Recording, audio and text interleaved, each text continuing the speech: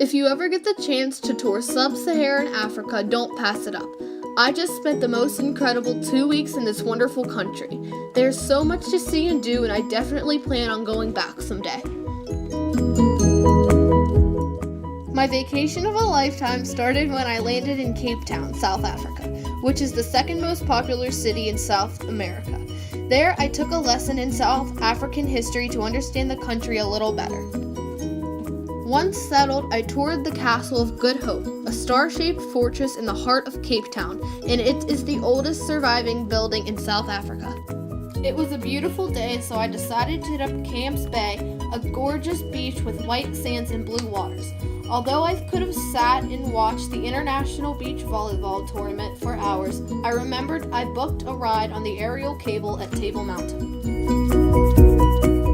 The aerial cable is one of Cape Town's most popular tourist attractions, and I wasn't about to miss it. This was one of the most exciting adventures on my journey, and one I won't forget anytime soon. At Table Mountain, I went rock climbing, which was both scary and exciting. When evening came around, I decided I needed some alone time and ventured to the Wild Coast, which is known for being one of the world's most beautiful places on the planet. From there, I went bird watching, where 320 species make their home. I couldn't wait to see the famous Kalahari Desert, so I visited Kalahari Transfrontier Park. This park straddles the border between South Africa and Botswana. I learned so much about this wildlife preserve and conservation The red sand dunes, area in South sparse Africa. vegetation, and dry riverbeds provide excellent photography opportunities. This area is another great place for those interested in birds of prey, and where the black-maned Kalahari lion is the king of the desert.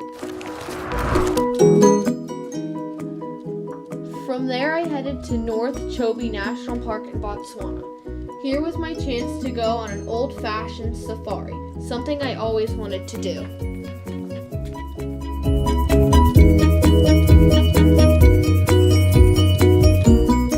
I saw the African elephants that like to travel in herds, and some others like to bathe alone.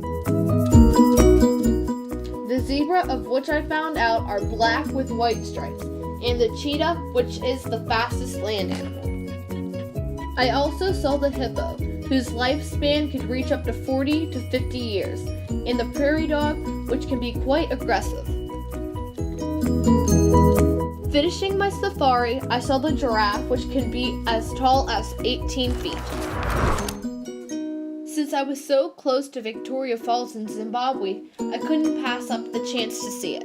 It is, after all, one of the 7 natural wonders of the world. Victoria Falls flows up?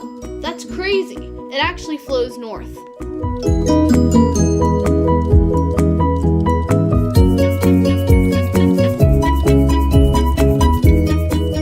While at the falls, I went on a white water rafting trip and also kayaked along the Great River. I continued north because I wanted to see the stunning African rainforest ecosystem. In Kambale Forest National Park, I saw amazing rainforest wildlife and learned a lot of interesting things.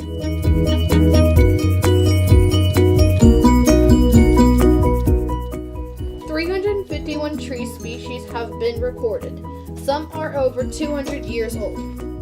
Kambale's varied altitude supports different types of habitats ranging from wet tropical forests to woodlands and savannas on rift valleys. I also learned that Kambale is one of Africa's foremost research sites. Some researchers focus on chimpanzees, while others investigate its ecosystem, wild pigs, fish, and other species. Having my fill of wildlife, I then wanted to see what urban African life was like. I headed east into Kenya to visit Nairobi.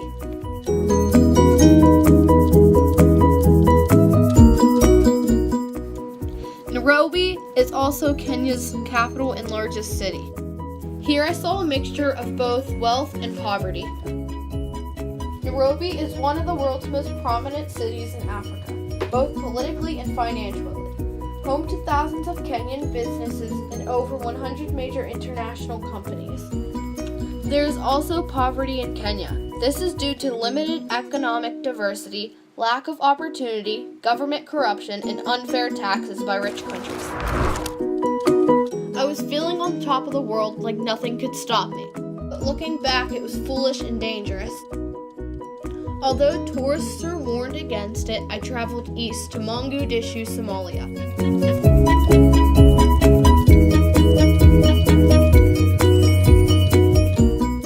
I found a few attractions, including the Bukhara Market, which is the largest marketplace in the country. I also saw the Shanghai Old City, which is known for its beauty and architecture. To complete my wonderful trip, I traveled far west to Timbuktu, Mali.